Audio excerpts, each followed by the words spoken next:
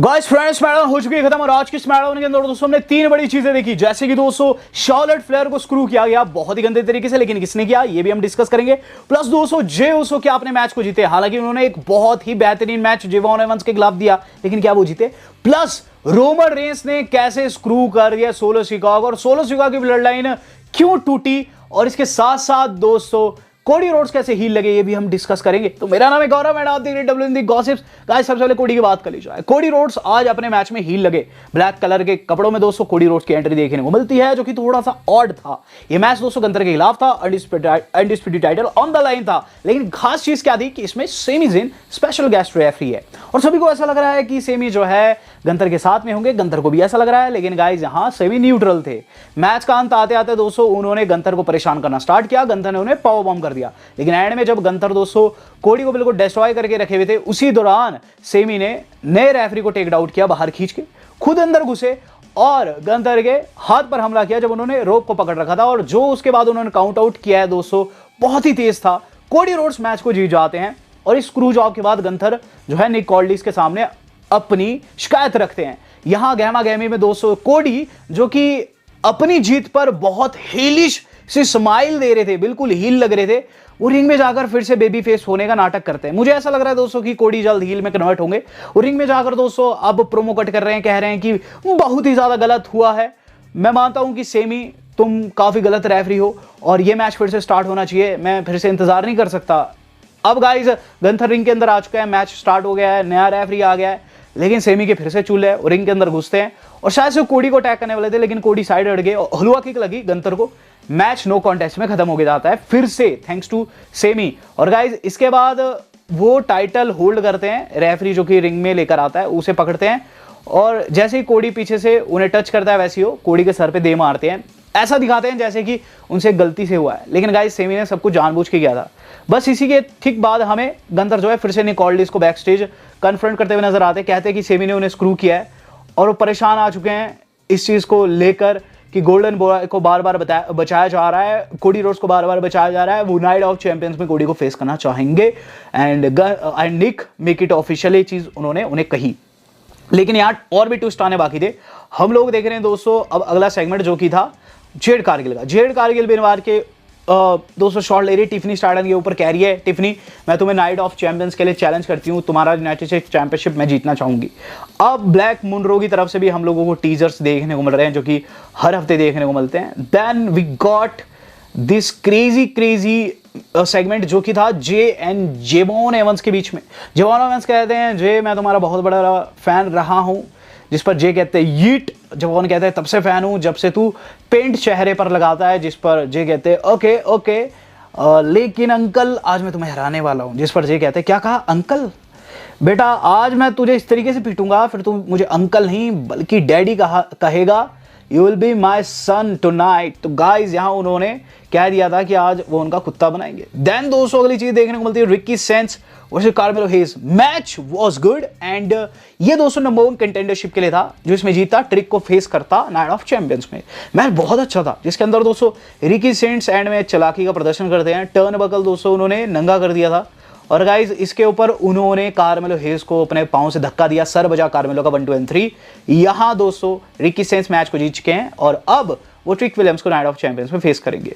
Then देखने को मिल रहा है कि कोडी रोड्स आते हैं निक कॉल्डिस के पास, कहते हैं कि निक मैं जानता हूं काफी गलत हुआ है वहां रिंग में, लेकिन मैं ये चीज भी जानता हूं कि इन दोनों की वजह से मुझे बहुत परेशानी हो रही है, मैं दोनों को एक ही जगह पर फेस करना चाहूंगा और तुम समझ रहे हो मैं क्या कह रहा हूं। जिस पर निक कहते हैं ठीक है it is official, night of champions में तुम सेमी जेन गंथर दोनों को एक ट्रिपल थ्रेट में फेस करोगे। दोनों ने हाथ मिलाया, सेगमेंट खत्म हो गया। तो गाइज यहां बहुत बड़ा चेंज आ चुका है, जहां अब नाइट ऑफ चैंपियंस में कोडी ट्रिपल थ्रेट में होने वाले हैं और ऐसा एक लंबे अरसे के बाद होगा कि कोडी को हम किसी ट्रिपल थ्रेट में देखेंगे। देखने को मिल रहा है दोस्तों अब शार्लेट फ्लेयर का सेगमेंट जो कि कह रही है आज जीत के दिखाएगी, वो क्वालिफाई करके दिखाएगी और काफी टाइम हो गया है कि उनके पास कोई भी चैंपियनशिप नहीं आई है। यहां डैन ह्यूसन को कन्फ्रंट कर रहे हैं दोस्तों गार्जा वगैरह, कह रहे हैं कि उनकी विश पूरी नहीं हुई, तो काफी चौड़े हो रहे थे और बैकग्राउंड में दोस्तों देखने को मिल रहा था the Miz and kit Wilson को दोस्तों एक्सपेरिमेंट का पार्ट बना रखा था डैन ह्यूसन ने। यहाँ वो कहते हैं कि वो उन्हें पैसे नहीं लौटा सकते।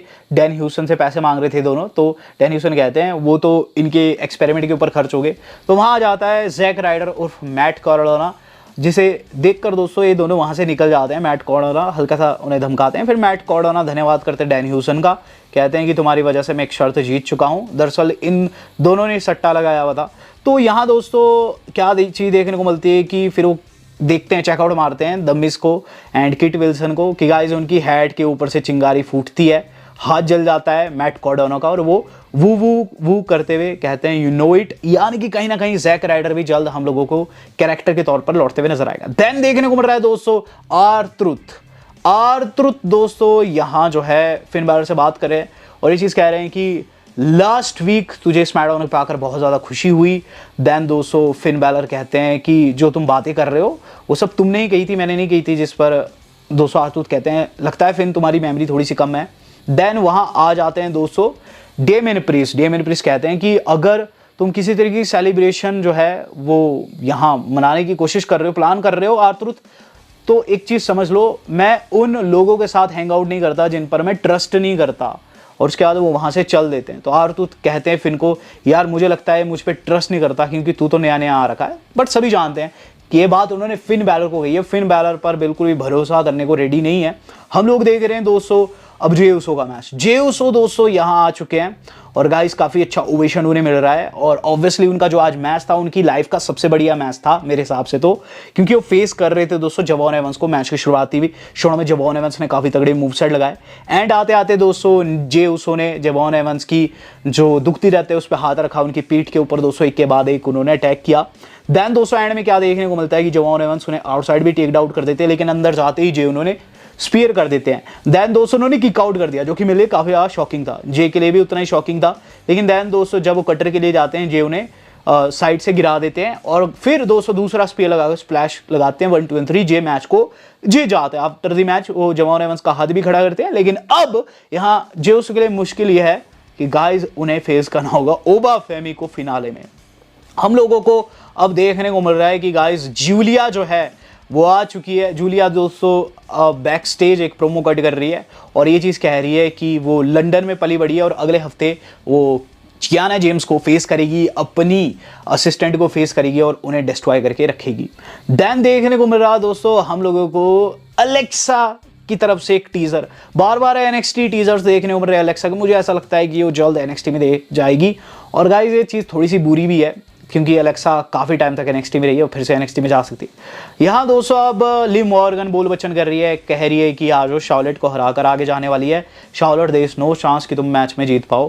देन देखने को मिल रहा है एक और बैकस्टेज सेगमेंट जिसके अंदर दोस्तों Paige and Brie Bella shot ले रही है किसके ऊपर, बेली के ऊपर, लायरा के ऊपर। कहती है कि दोनों ही काफ़ी तगड़ी कंपेटिटर है और रॉ के अंदर वो दोनों को हराएगी। इन द मीन टाइम एक और बैकस्टेज सेगमेंट देखने को मिल रहा है जिसके अंदर दोस्तों फैटल इन्फ्लुएंस की लीडर जेसी जेन पेज को अगले हफ्ते स्मैकडाउन के लिए चैलेंज करते हुए नजर आ रही है।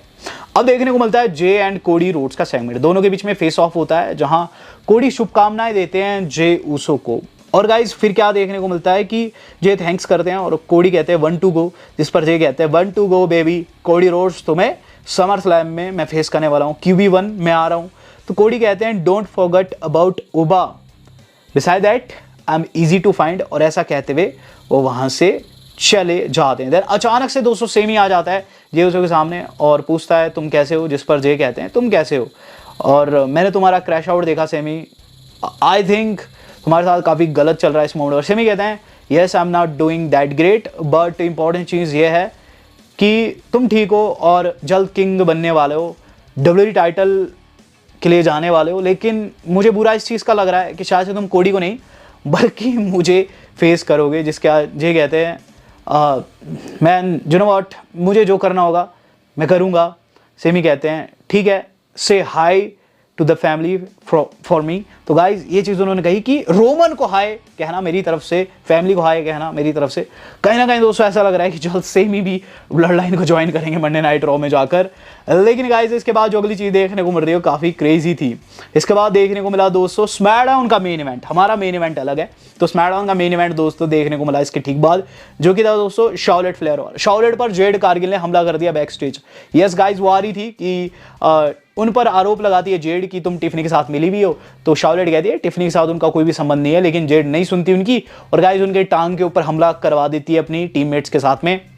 बहुत ही ब्रूटल हमला था ये और गाइस इसके तहत शार्लेट की टांग बहुत ज़्यादा इंजर्ड हो जाती है, लेकिन जैसे तैसे वो रिंग के अंदर घुसती है जहां लिव मॉर्गन ऑलरेडी खड़ी थी। मैच शुरू होता है, मैच के अंदर लिव ने उन्हें बहुत ज़्यादा धोया, उनकी टांग के ऊपर बहुत ज़्यादा हमला किया एंड जैसे में दोस्तों शार्लेट कमबैक की कोशिश करती है, लेकिन टांग इंजर्ड होने के चलते दोस्तों बाहर गिर जाती है, जहां बहुत सारे ऑफिशियल्स आकर उन्हें समझाते भी है।